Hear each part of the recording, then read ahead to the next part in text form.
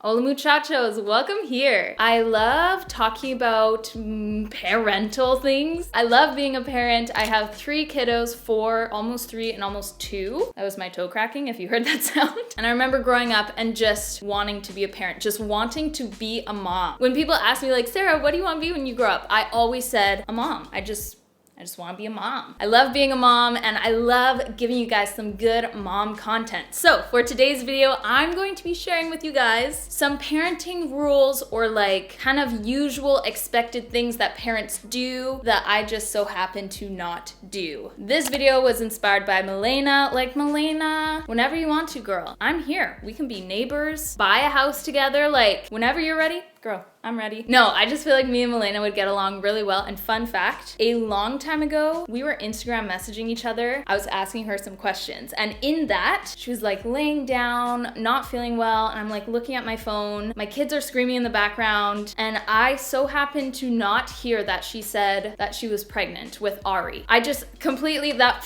went right over my head. And I just sent her a message back, not even saying congratulations. And then she sent me a message back being like, Did you hear what I just told you? Yeah, it was really bad. I am so sorry. Anyway, she's fantastic and she did a video like this and I will link it down below because y'all need to watch that video right after you're done watching this one. Thank you for being here and for watching. Let's go ahead and get started. As usual, a disclaimer, whenever I do videos like this, I gotta say something. Just because these things work for me as a parent doesn't mean they will all work for you, but these kind of videos are great to make us think why we do what we do, how we do it, and maybe it will inspire and motivate you to kind of change things up in how you parent your children. If you have some parenting rules that you don't follow, let me know in a comment down below. But let's get started. Number 1, and I have talked about this before, and it is counting. You tell your child, Johnny, don't touch that, and what does your child do? He touches it, and then you're like, Johnny, don't touch that. Your child picks it up. Johnny, put that down. Your child's like, I'm not putting this down. And therefore the parent decides to count. Canada Post is here. Yes! I'm waiting for a super cool package. Okay, I'm gonna count. 1, 2, and they'll count to, I've just heard a parent count to 20. This was so recent. To 20. This is my thing with counting. It's pretty much telling your child that you're not serious the first time and you're only serious when you actually start counting. I wanna teach my children, when I tell them something right from the get-go, there needs to be obedience. If I don't see that is a huge package. The whole house just shook when she dropped it. If I say it, it needs to be obeyed right away without hesitation. And the counting thing just enforces and makes your child think that you're not serious until you start counting. And that's not what I want from my children. I want my children to obey right away when I say it and not wait for obedience until I start counting. Number 2 is sharing. And I know Milena touched on this and I was with her on so many points. There's a lot of parents out there that are huge into, oh, you gotta share. And yes, I do agree that you need to teach your child to share. And the reason for that is because, really think about it, a lot of the stuff that we are training our kids in now is setting them up and building their character up for the future. Their future their future selves are going to have to learn to share with others. So it's good to kind of start teaching them that now. But I don't think children always need to share. If one of my kids decides to go grab a toy and play with it, I'm not gonna force them to always share with another child who wants that toy. Some instances, yes. I think especially when that child is kind of hoarding that toy, being like, this is my toy and I'm not gonna share with you. And even holding onto it longer than usual just to kind of be stubborn or prove a point. I think a little bit of sharing is pretty good there, but I don't think all cases call for sharing because I think you need to teach that other child that maybe wants that toy, you're not always gonna get what you want and you need to, this is what I say, wait your turn. Wait until they're done. That's the best thing. I don't tell my kids like, no, he's not gonna share with you. No, she's not gonna share with you. I say, listen, this child is playing with this right now and you're just gonna have to wait your turn and then you can play with it. That just seems fair. This just seems kind of fair. Number 3 is bedtime means sleep. So many parents will put their kids down to sleep and be like, go sleep. And for me, I let my kids play in their rooms, read their books, talk to each other, sing, kind of do whatever until bedtime. Some of my kids will fall asleep right at like 7:15. We put our kids down at 7 just because they're so tired from the day. And then some of my kids might take them a little longer. Sometimes it's not until like 7:45, 8 o'clock that they actually fall asleep. But I give my kids a nice quiet time before bed and let them still have energy to maybe move around, read some books, talk to each other, and in that time they're winding down. So they can keep the lights on, they can hang out for a little bit. I think they need to wind down on their own, just like a lot of adults need to do as well. Number 4, and this is huge, is closed doors. I'm going to fix my bangs. They keep going like this. What's this? Don't do that. My hair goal right now is to grow my hair out to the Rapunzel after she got her haircut. You know Rapunzel, her hair was long and then Flynn Rider like cut her hair, the short kind of brown. We're pretty close, that's what I'm going for. Anyway, I just had to tell you guys that. Closed doors. So if my kids have a timeout, like they're sent to their room or they have a quiet time in their room, the door is not shut. The only time I shut the door on my children, I don't even like saying on my children. The only time I shut my children's doors is at bedtime because that's a cue that it is time to wind down and go to sleep.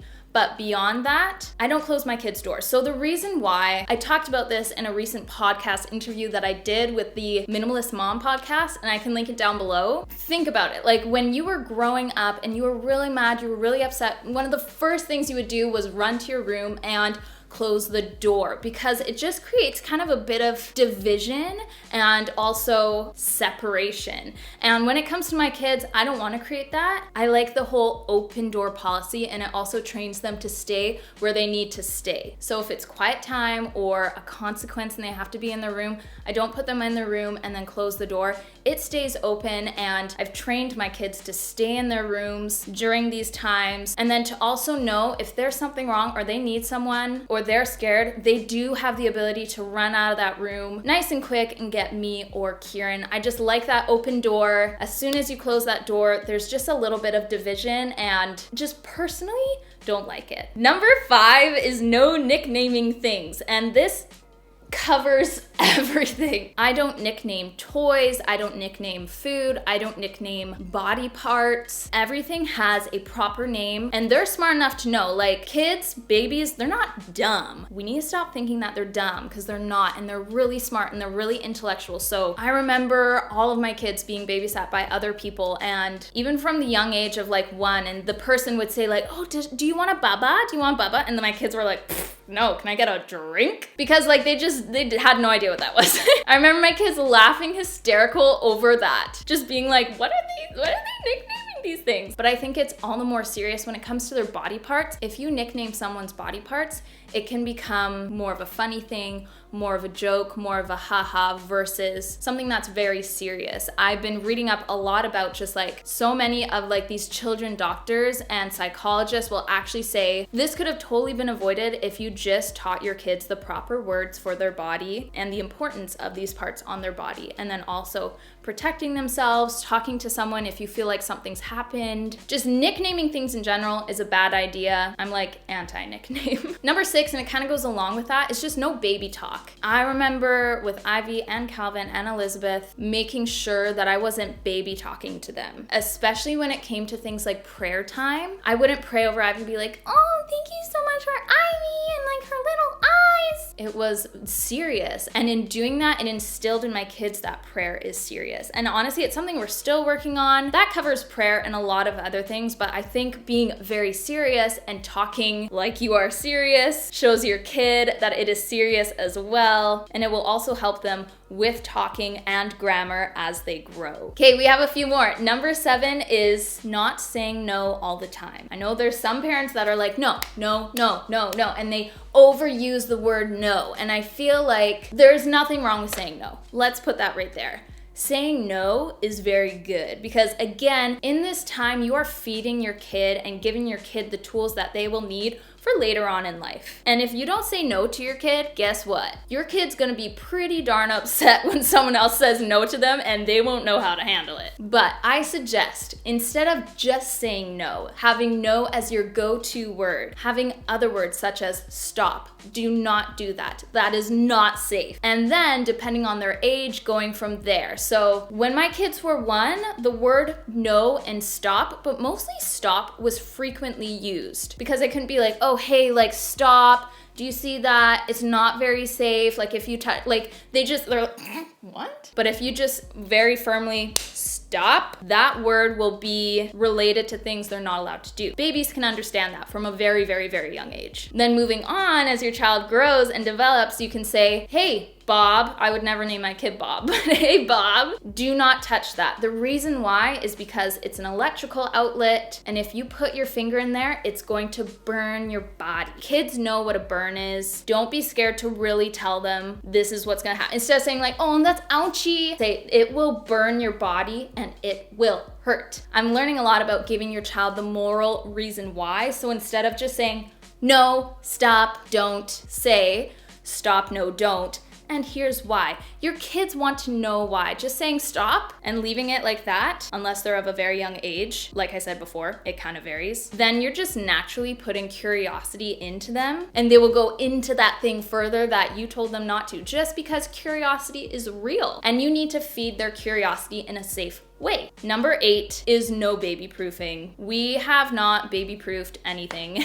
We have not baby proofed anything in any of our houses. And when I say no baby proofing, I mean no baby proofing with like tools, like doorknob, not opening things, the drawer locks and the cabinet locks, plug covers. We haven't done that. I will say though, Kieran updated all of our plugs that they're like the new plugs that kids can't put their fingers in because they're locked until you plug something in, which I think is cool. I think everyone needs one of those. Anyway, the reason we haven't bought tools to baby proof is because we can baby proof on our own. Here's the thing, my tallest kid is like here, right there. I'm not gonna put anything dangerous below, like, or even like here, because my child can still reach. What I am going to do is ensure, say, the linen closet. In our linen closet, I don't put the laundry detergent, even though it's natural, I don't put it down below where the kids can touch it. Everything that is of a chemical, things that could potentially hurt my child, I put up high so they can't touch it. The linen closet, things I leave down below is like towels, sheets for bedding and whatever, so it's fine. Same with the kitchen. I don't keep dangerous chemicals down below. Everything is up high. I do that with our knives. I do that with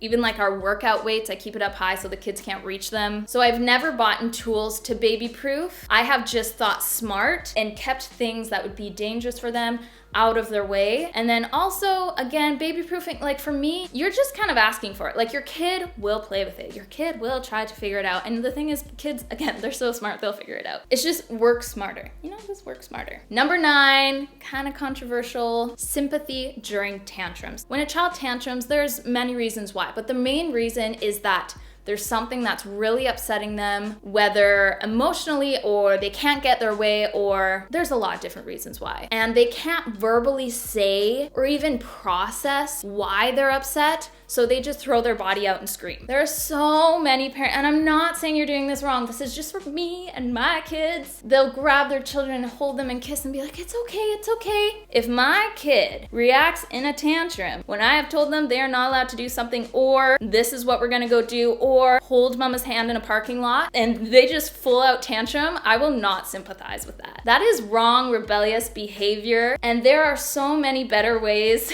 to deal with a tantrum than hold your child and reassure them that it's okay, because you're kind of reassuring their behavior is okay, and I don't think that's okay. I have a child that has never ever tantrumed, and then I've had some that have tantrumed. This is what I've learned. All of them are very different, and I've handled all their tantrums very differently. Some, I come from a sympathetic approach, but I'm not sympathizing with their wrong behavior. Others, I know they need a timeout. They're a little bit more introverted, they need to think, they need to be by themselves. They have even told me that before, so I'll give them time alone. But I am not going to smother my child with insane amounts of hugs and love and kisses when they're just kind of outright being rude and wrong. So yes, a tantrum is kind of your child unable to say what they're feeling, how they're feeling. Sometimes Sometimes it's just out of pure rebellion and them trying to get what they want. But when my child tantrums, I'm not going to come to them in a mushy-gushy way. I'm going to tell them that this is really serious. Their behavior is wrong. I want to help them. Always say that to your kids. You want to help them, and then go from there. Again, I would encourage you to say, stop. This is what we're doing. You better follow that. But anyway, I know some kids that work really well with that sympathizing kind of trick when it comes to tantrums, but for me, whenever I tried that over sympathizing kind of trick, my kids continued to use that. It turned into a lot of rebellion and it kind of got out of hand. And then when I decided to take the ropes and be like, no, your tantruming is wrong. This isn't how you act. If something isn't going your way, let me help you. Huge leaps over mountains in a good, positive, progressive way. Also, you know what, you guys? You may only hear me say this once. You can ignore them. If they're going to tantrum to get your attention, you have every right to ignore them. I've babysat some children recently and they've tantrumed, and I didn't really know how their parents handled tantrums, so I just kind of let them tantrum. 30 seconds up, playing with other kids, but I know if I gave them all my attention, they would have milked that for their lives. So again,